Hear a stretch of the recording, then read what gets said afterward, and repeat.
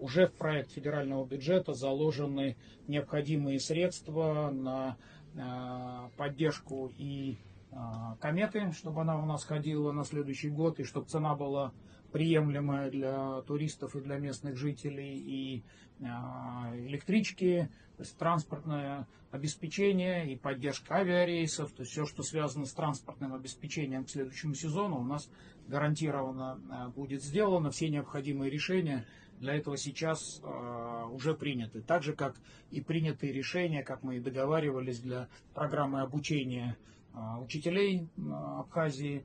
Вы знаете, что президентом России было принято решение доплаты провести для учителей абхазского языка, русского языка. Министерство просвещения Российской Федерации вместе с Министерством образования Абхазии уже приступило к ремонту первые 5 классов русского языка. Помимо доплаты учителю, еще и ремонты в этих классах начались. Ну и мы прошли, посмотрели, как выполняются ранее достигнутые договоренности. Значит, это важно. Ну, меня порадовало, что все работы идут в соответствии с графиком. Начинает проявляться такая современная художественная подсветка и на эвкалиптах на набережной Мухаджиров, и арка начала. Вот обещали вчера нам в одном цвете, ее еще только показали, обещали к сегодняшнему, завтрашнему вечеру доделать, чтобы она действительно была многоцветной.